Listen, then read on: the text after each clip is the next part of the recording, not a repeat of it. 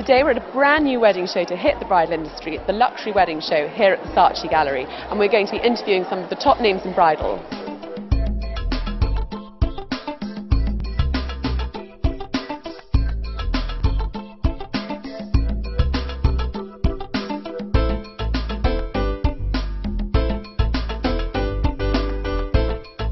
I'm now joined by Errol Douglas.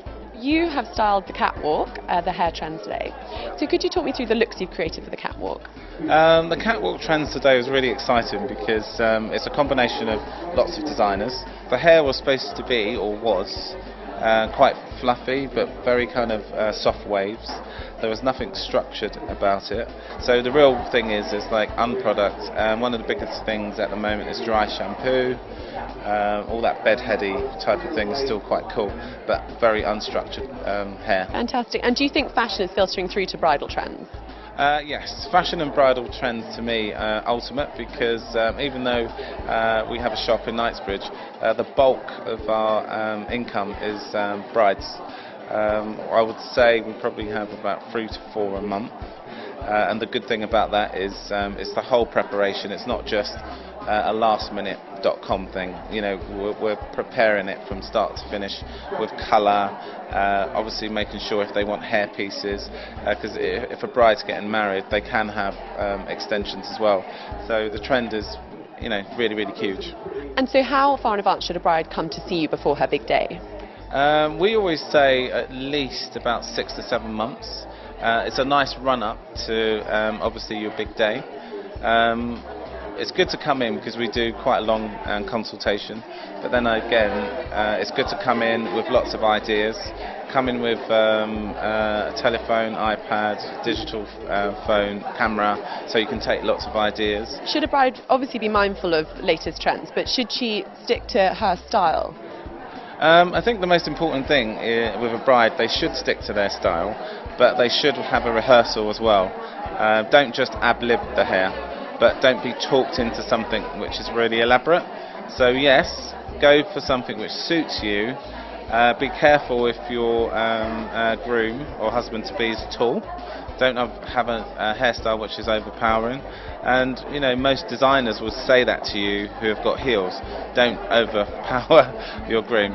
So it's working with the person, and I think it's very, very important to work as a team. And we do that with our makeup artists.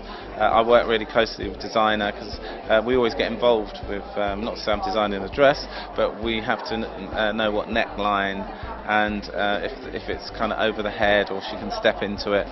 All these things are essential. Wonderful. Thank you so much for speaking to me today. You're welcome.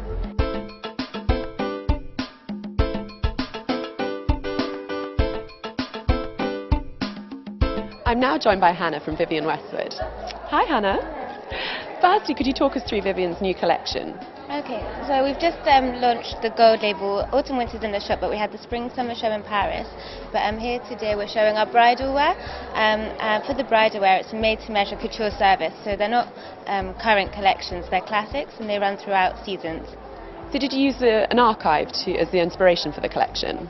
They're all Vivienne's original patterns, and then when you're making a dress, the brides can create something themselves. They work from like the basic starting point of Vivienne samples, and then from there they create their own wedding dress. Fantastic. And what are the trends you're seeing coming through for next season? For spring summer, Vivienne's using a lot of patterns. She uses a lot of artwork. At the moment she's got a vase that was given to her as a gift, and we see that printed on a lot of her dresses. Do you think a bride's a lot more adventurous about what she wears? Definitely. I mean, she's a lot more glamorous and it's a lot more extravagant. It's a one-off dress and it's very special.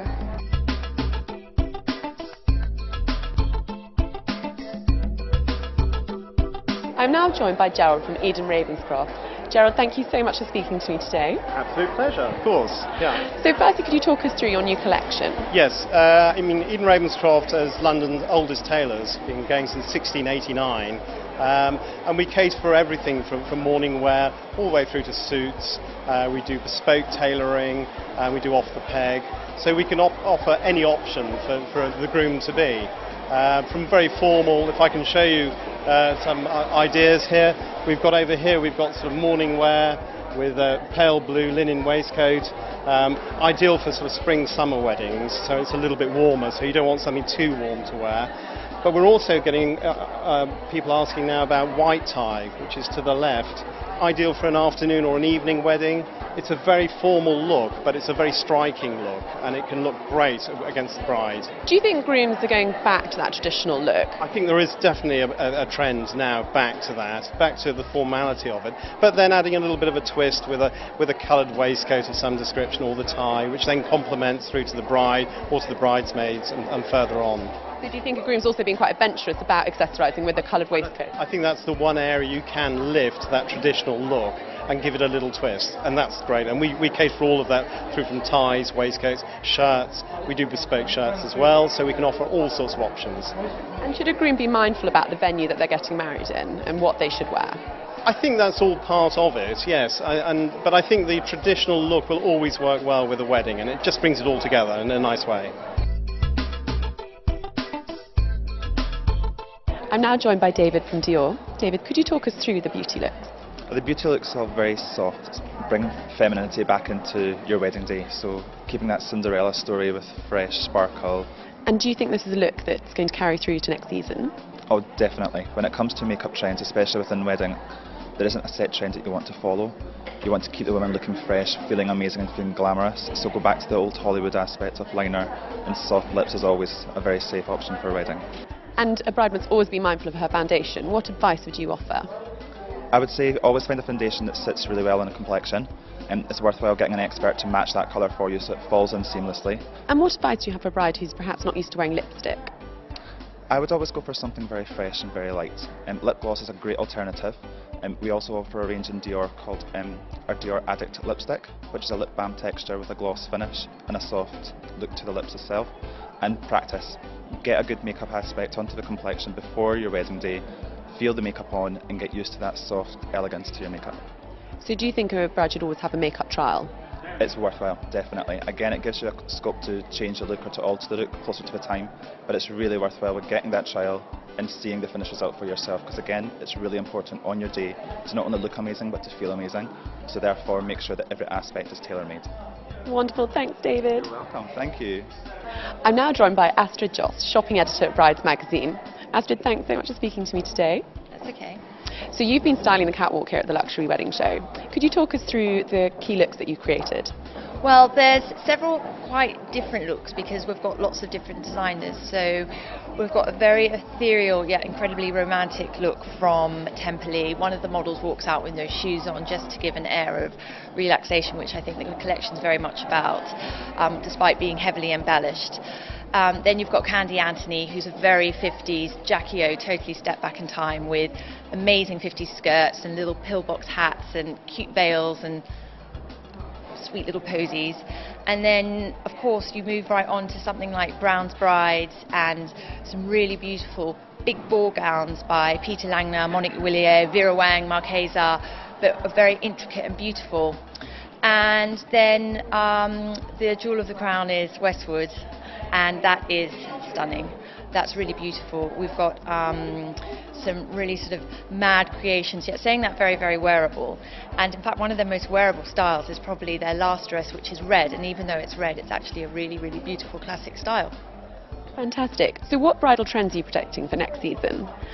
I would say, judging on this show, as I said, there's a real mix of dresses, but hate to say it, and yes, you've probably heard it before, but it's true. There's a lot of romance going on, but romance created in dresses through either size or embellishment. There's a lot of embellishment going on. One of my favourite dresses is a Mira Svillinger dress, which is very Valentino. It's got these little cups at the bust, and then it just goes into an A-line, and it's just full of roses.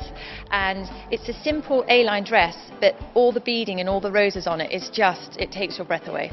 It is a stunning dress. And so if you're going to wear a very heavily embellished dress, what would you recommend for accessorising? I think keep it simple, and that's what I've really tried to do on the catwalk. Unless you're going for quite a full-on look like Westwood, and there's a lot of accessories going on there, that's fine because it kind of works. But when you've got simple, understated dress, which are not so simple in terms of embellishment, I think too much stuff. Choose either one key piece or just quite small, fine pieces. Wonderful. And what about shoes? Have you got any recommendations for shoes? I think high shoes are great. Obviously, any high heels make any woman look better, but then saying that, you've got to wear them all day. So what the models have also found, I know models do it all the time anyway, their feet are killing them because they're having to do, 6 shows a day, is get a high heel, but get a heel with an inbuilt platform. They're so on trend at the moment, and they're just really, really comfortable. But I mean, if you're not one to wear high heels, then, you know, whatever suits you. It's nice to wear quite simple, understated shoes if you've got a busy dress. And do you think there's a trend for, I know obviously saying keep it simple if you've got a heavy dress, embellished dress, but what about if a bride's wearing a simple dress and wants to show off her shoes? Are there any tips you recommend for that? I had a dress that was cut away at the front, and I think if you want really to show your shoes, cut it away at the front, or choose a style, or even some of the dresses here today are just slightly longer at the back with a long train, you can just see the toes peeping through. That's a really nice way to choose shoes, and then you can go for something really simple or quite bejeweled, whatever you fancy. I mean, you've got some great bejeweled shoes by someone like Emmy or Harriet Wild. They're really good people to pick.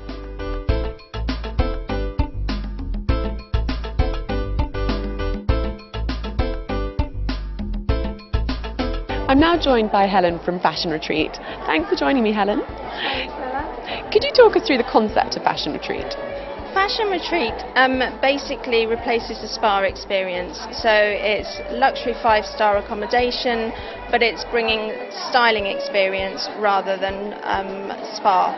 So we have top creatives from the fashion industry, celebrity stylists, celebrity hair and makeup artists, and we're bringing those to the consumer. So the heritage between the company and the directors is that we produce the catwalk show. We're producing the catwalk show upstairs today. We shot Vivienne Westwood's bridal lookbook. So we have these amazing creatives, and it's kind of like now bringing those to the consumer. So would this be perfect for a hen party perhaps? Absolutely perfect for a hen party. We've got 2 different retreats. One's more relaxing in the countryside, and one's full-on party in London, where you can completely get made over and head out onto the town. Do you think this is a trend for sort of hen parties and pre-wedding pampering? Yeah, absolutely. I think people want to do something a bit different, and what better than to actually have a complete makeover, but at the same time learn skills. You may be the bride, and you may want to learn about styles for your bridal gown. So it doesn't have to be hen party. You can book in for a retreat just to get that individual personalised service of learning more about style. Fantastic. And Joseph is creating a look here today. Joseph, can you talk us through this hairstyle, please? Basically, we have an amazing bride-to-be here right now, and always at the moment, you know, it is a question of brides not only looking their best, but feeling their best often. And it is capturing that feeling, and this is really what brought me to working with Helen with the Fashion Retreat, is that she's bringing in, I'm a guest artist within the Fashion Retreat, and part of that is creating the ultimate experience for people.